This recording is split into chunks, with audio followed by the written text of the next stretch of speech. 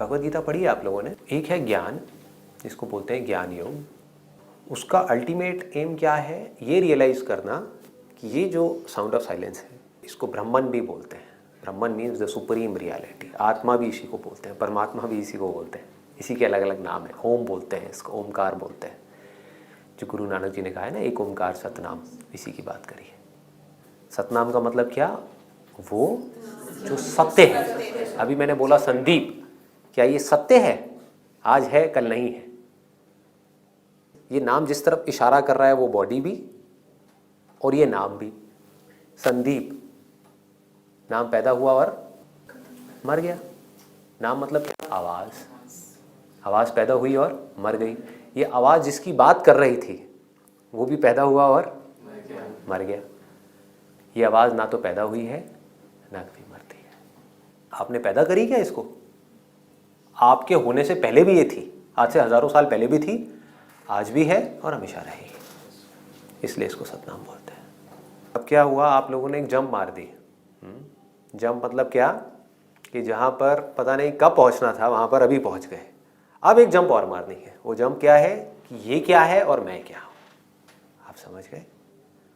उस दिन आपकी रियल स्पिरिचुअलिटी की शुरुआत हो जाएगी। ये तो आपने रियलाइज कर लिया, बट आपके लिए क्या है? एक साउंड ही तो है।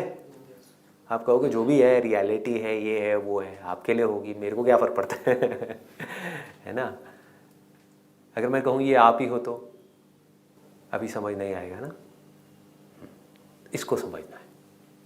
जिस दिन ये समझ आ गया उस दिन सारे डर खत्म हो जाएंगे, सारे डिज़ायर्स खत्म हो जाएंगे। सेल्फिश डिज़ायर्स, थॉट्स ना के बराबर रह जाएंगे और आप फ्री हो जाओगे। इसको जितना आप गहराई से समझोगे थ्रू भगवद गीता, वेद, उपनिषद, सूफी जो लोग हैं उनकी बातें सुन सुन करके, पढ़ के, ऐसी बहुत सारे ट्रेडिशंस हैं। तो अगर आपको ये समझ आ जाए बारीकी से कि ये क्या है, मैं क्या हूँ, ये दुनिया क्या है, बॉडी क्या है, माइंड क्या है, भगवान क्या है, ये सारी गुत्थियाँ सुलझ जाए तो आप समझ जाओ आप बन गए ज्ञान योगी। अब आपको ज्ञान हो गया, इसको आत्मज्ञान बोलते हैं। Then you are liberated. ये एक रास्ता है, लेकिन ये हर एक के लिए नहीं है। ये उसके लिए है जिसका इंटेलेक्ट बहुत शार्प हो। इंटेलेक्ट का मतलब हम समझते हैं बुद्धि, माइंड बहुत शार्प हो। तो माइंड शार्प कैसे होगा? अगर अभी आप एक स्टूडेंट हो तो पहले लाइफ में कुछ करो, तभी तो माइंड शार्प होगा। अगर आप कुछ कर ही नहीं पा रहे अपनी लाइफ में तो आपका माइंड एक जगह पे टिकेगा कैसे? आपका ध्यान बार बार कहाँ जाएगा? पैसे की तरफ जाएगा, करियर की तरफ जाएगा, जॉब की तरफ जाएगा, और चीज़ों की तरफ जाएगा।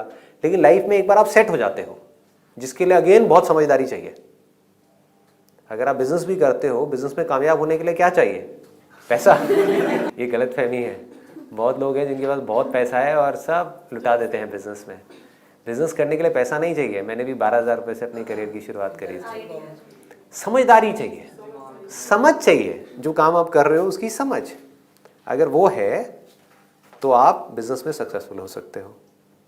अब अगर आप समझदारी से बिजनेस में सक्सेसफुल हो सकते हो तो अगर आप वहाँ पे जाकर के अटको नहीं, जो पैसा आया उससे चिपको नहीं, तो आप समझदारी से ये भी जान सकते हो कि मैं कौन हूँ। इसको बोलते हैं ज्ञान योग। तो ये एक रास्ता है। दूसरा रास्ता क्या है? भक्ति योग।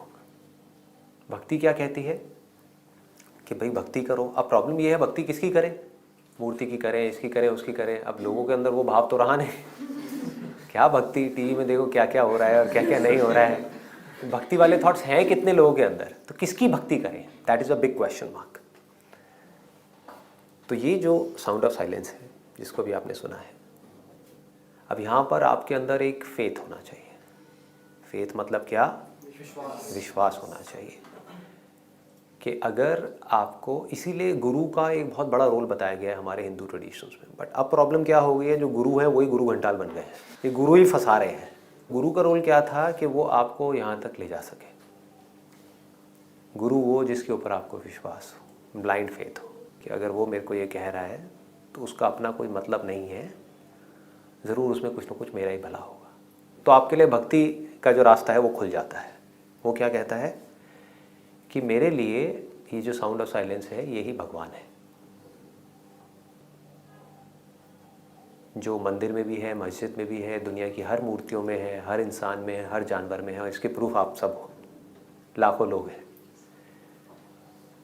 तो इसकी आप चाहे तो भक्ति कर सकते हो।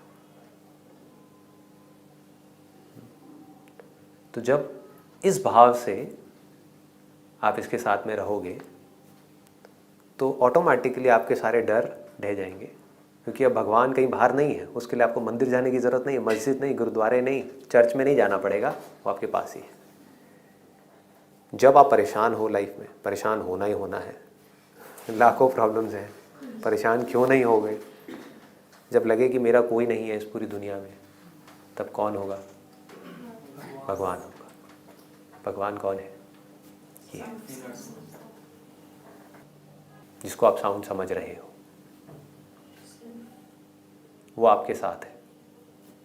10 साल बाद भी रहेगी, 20 साल बाद भी रहेगी, 50 साल बाद भी रहेगी। जब तक आप रहोगे तब तक रहेगी। इस बॉडी के छूट जाने के बाद भी रहेगी।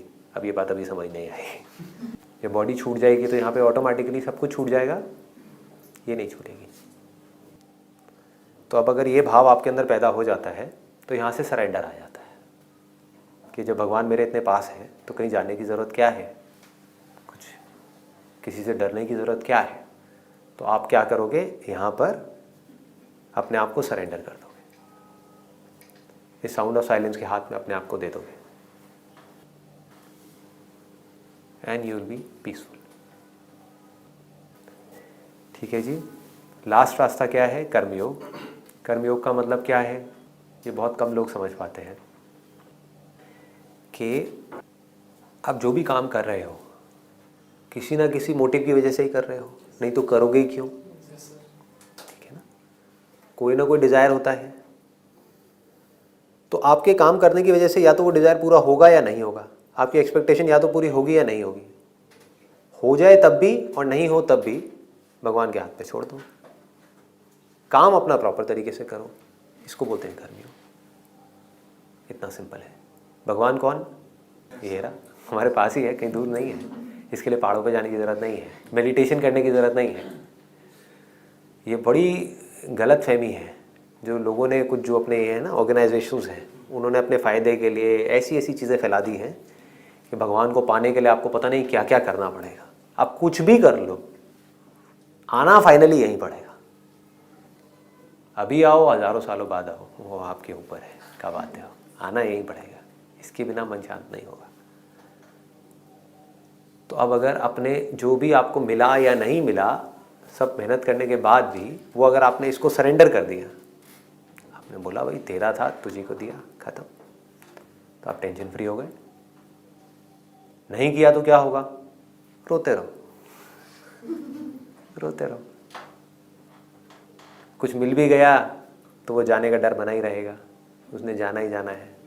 नहीं मिला तो रोओगे रोओगे, मिल गया तो और की चाह पैदा हो जाएगी, फिर उसको पाने के लिए पागलों की तरह भागते रहोगे, फिर वो मिले ना मिले उसकी भी कोई गारंटी नहीं है। तो हर तरफ दुखी दुख होगा। इतना सिंपल है। This is called spirituality. अगर ये चीज़ हमको समझ आ जाए तो धीरे धीरे हमारा जो मन है वो शांत हो जाता है।